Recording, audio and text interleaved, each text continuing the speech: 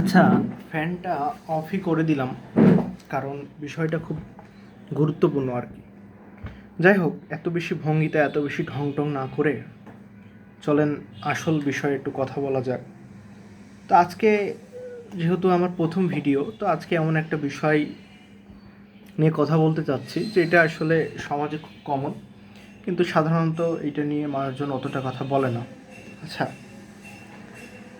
যাই হোক, প্রথমত আমি আল্লাহর নামে শুরু করতে চাই এবং সূরা আল ইসরার ৭০ নম্বর আয়াত, নিশ্চয় আমি আদম সন্তানের মর্যাদা দান করেছি।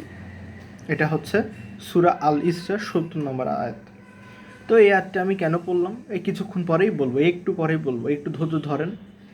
একটু ধৈর্য ধরলেই বুঝতে পারবেন। আমার আবার মাঝে মাঝে স্লিপ অফ টাং হয়, এটা আমার শুরু থেকে সমস্যা। এই সমস্যার উপরে আমার হাত নেই মনে হয় যতটুকু, যদিও আমি এটা সারানোর জন্য অতটা চেষ্টা করি নাই, তবুও বলবো যে হাত নাই। অলস মানুষ তো, কোনো কিছুর পিছনে যদি খুব লাভবান না হয় তাহলে সেটার পিছনে পরিশ্রম করতে ভালো লাগে না। আচ্ছা, যাই হোক, আচ্ছা, একটা জিনিস একটু দেখাতে চাই।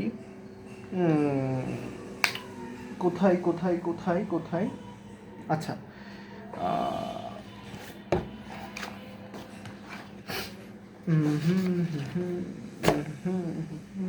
1 মিনিট।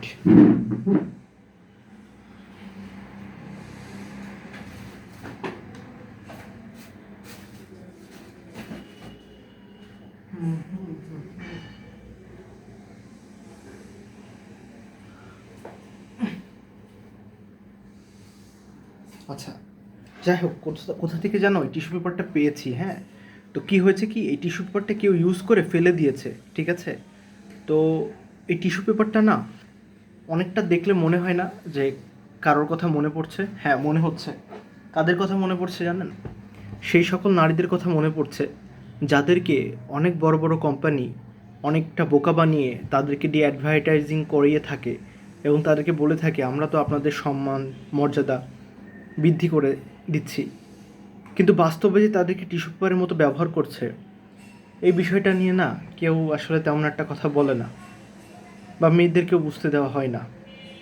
আচ্ছা, মনে আছে প্রথমে শুরুতে আমি একটা কোরআনের আয়াত বলেছিলাম, সূরা আল ইসরার ৭০ নম্বর আয়াত, নিশ্চয়ই আমি আদম সন্তানদের মর্যাদা দান করেছি। আল্লাহ বলছেন যে আদম সন্তানদের মর্যাদা দান করেছেন, অর্থাৎ একজন নারীকেও যে মর্যাদা দান করেছেন, পুরুষকেও মর্যাদা দান করেছেন। এখন যারা নারী রয়েছেন, অনেক সময় আপনারা দেখবেন যে তাদেরকে আজকাল একটা টিস্যু পেপারের মতো ইউজ করছে অনেক কোম্পানি। যেমন আমি তো বারিস্তা সেক্টরটাতে আসি, আমি দেখি বা শুনি, মনে করেন বারিস্তা সেক্টরে একজন লোক আসছে, একটা বড় কাস্টমার। তো শুধু যে তারাই বড় লোক এইরকম না, এমনও হইতে পারে যে যে বারিস্তা সেক্টরে কাজ করছে তার বাপেরও ৩-৪ কোটি টাকা আছে, কিন্তু সে নিজের পায়ে দাঁড়াতে বলে বারিস্তা সেক্টরে কাজ করছে। যাই হোক, এর মাধ্যমে এটা বুঝবেন না আমি টাকার সব করছি, টাকার সব না, আমি শুধু বাস্তবতা বলছি। যারা কাস্টমার তারা বড় লোক এরকম না, হতে পারে ওই বারিস্তাতে বা ওই ক্যাফেতে যে কাজ করছে সে ওই কাস্টমারের থেকে কয়েক গুণ বেশি বড় লোক, তবু কাজ করছে, অথবা নিজের পায়ে দাঁড়ানোর জন্য কাজ করছে। যাই হোক, এটা টপিক না। টপিক হচ্ছে, মনে করেন একটা বারিস্তা ইন্ডাস্ট্রিতে বা একটা ক্যাফেতে, অনেক নাম করা ক্যাফেতে একজন কাস্টমার আসলো এবং কোনো কারণে যাই বাই চান্স তার মন খারাপ হয়ে গেল কাস্টমারটার, হতে পারে সেটা কোনো একটা ব্যবহারের কারণে ওই ক্যাফের কোনো একটা কর্মীর দ্বারা। তো এখন যেটা একটা ঝামেলা ক্রিয়েট হয়ে গেল, কাস্টমার একটা ঝামেলা তৈরি করলো। তো এখন এই ঝামেলাটা ক্রিয়েট হয়ে গেল, তো তখন ক্যাফের যে ম্যানেজার যাকে পরিচালনার দায়িত্ব দেওয়া হয়েছিল সে একটা মেয়েকে ঠেলে দিল, তাকে দেখতে রূপবতী গুণবতী, তাকে ঠেলে দিল, ঠেলে দিয়ে যে কাস্টমারটাকে ম্যানেজ করো। কাস্টমার খুব সুন্দরী নারী দেখে ম্যানেজ হয়ে গেল, সে আর অতটা বকবক করলো না, অতটা ওদেরকে ক্যাফের ওই কর্মীদের অতটা ঝাড়লো না, ঠিক আছে? তাহলে এতে আমরা কি বুঝতে পারলাম যে একটা নারীর সৌন্দর্যকে, আকর্ষণীয় যে দিকটাকে, সেটাকে ব্যবহার করা হচ্ছে লাইক এ টিস্যু পেপারের মতো, ঠিক আছে? এখন আপনি বলবেন টিস্যু পেপার কই, এটা তো ভালো দিক দিয়ে ব্যবহার করলো, এটা ভালো দিক দিয়ে ব্যবহার করলো না। মেয়েটা, যে মেয়েটাকে পাঠিয়েছে তার বয়স ডেফিনেটলি কম, তাকে দেখতে সুন্দর এবং আকর্ষণীয়, এই জন্যই পাঠিয়েছে। আজকে যদি তার জায়গায় 60 বছরের বৃদ্ধাকে পাঠাতেও, তাহলে কিন্তু মনে হয় না কাস্টমারটা এত সহজে রাজি হয়ে যেত। তো এই জন্য আমি বলছি এটা একটা টিস্যু পেপারের মতো ব্যবহার। অনেক মেয়ে মনে করে থাকেন যে আসলে মেয়েদেরকে আসলে সম্মান দেওয়া হয়, কোনো পুরুষ যদি তাকে অ্যাডভার্টাইজিংয়ে নেয় অথবা বিল বোর্ডে ছাপিয়ে দেয়, এইটার মানে হচ্ছে মেয়েটাকে সম্মান দেওয়া। আমি বিশ্বাস করি এটা সম্মান দেওয়া না, বরঞ্চ এটা মানুষের মর্যাদাকে, নারীদের মর্যাদাটাকে ছোট করে দেওয়া। আপনি বেশিরভাগ সময় দেখতে পারবেন যে মোটরসাইকেলের শোরুম থেকে শুরু করে বর্তমানে মোবাইলের দোকান থেকে শুরু করে এভরি সেক্টরে দেখবেন যে মেয়েরা অ্যাজ এ সেলসম্যান হিসেবে নিযুক্ত হয়। সেলসম্যান হিসেবে নিযুক্ত হতে পারে, এটা অন্যায় কিছু না, তবে শুধুমাত্র তাদেরকে ব্যবহার করা হচ্ছে, আমার কাছে মনে হয় যে এইটা একটা অন্যায়। এবং সত্যি কথা বলতে সেলসম্যান হিসেবে তারা প্রয়োগ করতে মানে তারা থাকতে পারবে কিনা এই বিষয়ে যথেষ্ট বিতর্ক রয়েছে। এটা ইসলামিক দিক হয়ে যায়। আমি যেহেতু ধর্মীয় অ্যাঙ্গেলে তো ভিডিওটা তেমন একটা বানাচ্ছি না, ধর্মীয় অ্যাঙ্গেল আছে তবে পুরাটা ধর্মীয় অ্যাঙ্গেল না, তো এই জন্য আর কি বলছি যে সেলসম্যান হিসেবে তাদের যে নিয়োগ করা হয় এর মাধ্যমে তাদের সম্মান বৃদ্ধি করা হয় না। এবং আমরা সকলেই জানি এই উদ্দেশ্যটা কি, উদ্দেশ্যটা হচ্ছে ওই মেয়েটার দ্বারা, ওই মেয়েটার সৌন্দর্য দ্বারা আকর্ষণীয় করে যে কাস্টমার আছে তাকে এই প্রোডাক্টটা কেনানো। যেমন বাইকের শোরুমে বাইক কেনানো, মেয়েরা যখন বলে ছেলেরা খুব ভালো করে শুনে, বিষয়টা একটু অ্যাট্রাকটিভ হয়ে যায়, ঠিক আছে। এভরি সেক্টর, মোবাইলের দিক থেকে বলেন, বাইকের দিক থেকে বলেন, ক্যাফে ইন্ডাস্ট্রিতে, রেস্টুরেন্ট ইন্ডাস্ট্রিতে, অন্যান্য পোশাকের যে ইন্ডাস্ট্রিগুলো আছে সেই ইন্ডাস্ট্রিগুলোতে। তো যারা মনে করে থাকেন, যেসব নারীরা মনে করে থাকেন যে এসবের মাধ্যমে আমরা আমাদের কর্মজীবনে প্রবেশ করছি, আমরা সম্মান পাচ্ছি, তো এটা আসলে কোনো সম্মান বা এমন কিছু না। শুধুমাত্র এটা আপনাদেরকে ব্যবহার করা হচ্ছে বড় বড় কোম্পানির দ্বারা, আপনাদের যে সৌন্দর্যটাকে সেটাকে ব্যবহার করার জন্য আর কি। তো নারীদের যে সৌন্দর্য আল্লাহ তাআলা দিয়েছেন সেটা তো আসলে মানে আপনাদের কর্মের কোনো ফসল না, বা বিষয়টা এরকম না যে আপনি আগের জীবনে অনেক কষ্ট করেছেন বা দুনিয়াতে আসার আগে অনেক হার্ডওয়ার্কিং করেছেন যার ফলে আপনি সৌন্দর্যটা পেয়েছেন, আল্লাহ আপনাকে এটা দিয়েছে। এটা ওয়ান কাইন্ড অফ একটা জিনিসের মতো, যে ধার করা জিনিস যেটা দিয়ে আপনি চলছেন।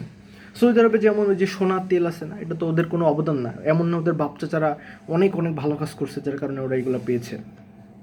বিষয়টা হচ্ছে আবার এমনও না যে আল্লাহর কাছে আসার আগে ওরা মানে খুব স্পেশাল কিছু করছে যার কারণে ওরা এগুলো পেয়েছে। যাই হোক, তো এটা এক প্রকার সৌন্দর্য আর টাকা পয়সা, এগুলো এক প্রকার আসলে মোহ যেটা আল্লাহ দিয়ে থাকেন, এটার মালিক আপনি না। একটা নির্দিষ্ট সময় পরে সৌন্দর্যটা শেষ হয়ে যাবে। সো আমার মনে হয় যে এটাকে ব্যবহার করে টিস্যুর মতো ব্যবহৃত হওয়া, মানে এটা বুঝেও ব্যবহৃত হওয়া বা নিজেকে ছেড়ে দেওয়া, এটা আসলে ঠিক নয়। এবং তো যাই হোক, এটা আমার প্রথম ভিডিও, আমি বেশি কথা বলতে চাই না, আপনাদের কি মতামত জানাবেন। আরেকটা বিষয় আমি একটু উল্লেখ করতে চাই যে don't become a tissue paper, become a human, আশরাফুল মাকলুকাত, বিকাম আশরাফুল মাকলুকাত। আল্লাহ আপনাকে আশরাফুল মাকলুকাত বানিয়েছে আপনাদের, তো আশরাফুল মাকলুকাতে থাকেন। যে ব্যবহার করা হচ্ছে বা ব্যবহৃত হচ্ছেন এটা যেন না হয়, এটা নিজেরাই বুঝবেন। আমার আসলে নারীরা কর্মজীবনে আসতে পারবে, কী কাজ করতে পারবে কি পারবে না সেটা না, আমি জাস্ট যে প্রতিবাদটা করতে চাই সেটা হচ্ছে মেয়েদেরকে টিস্যু পেপারের মতো ব্যবহার করা বন্ধ করুন। মেয়েদের দিয়ে ব্যবসা করানো, মেয়েদের সৌন্দর্যকে দিয়ে আকর্ষণীয় করানো, এই ধরনের কার্যকলাপ করা যাবে না। আচ্ছা, কেন করা যাবে না? কারণ এতে মেয়েদের সম্মানের ক্ষতি হচ্ছে। যেহেতু আশরাফুল মাকলুকাত হিসেবে আল্লাহ সবাইকে সমান সম্মান দিয়েছেন, এবং একই সাথে তিনি, আমি আবার পড়ছি, সূরা আল ইসরাতে আল্লাহ বলছেন, নিশ্চয়ই আমি আদম সন্তানকে মর্যাদা দান করেছি। এই মর্যাদাটাকে ক্ষুণ্ণ করছেন আপনারা মেয়েদেরকে টিস্যু পেপার করে ব্যবহার করার, টিস্যু পেপারের মাধ্যমে ব্যবহার করার মাধ্যমে, এবং এটা অনেককে ব্রেন ওয়াশ করছেন যাতে অনেক মেয়েরা বুঝতে পারছে না। যাই হোক, সূরা আল নূরে আল্লাহ বলছেন যে, আর মুমিন নারীদের বলুন তারা যেন তাদের দৃষ্টি সংযত রাখে, তাদের লজ্জাস্থান হেফাজত করে। আয়াতটা আরও বড়, ছোট করে বললাম। মূলত আমার বোঝানোর ইচ্ছা এটাই যে মুমিন নারী যেন বলা হয় যে তাদের দৃষ্টি যে সংযত রাখে এবং তাদের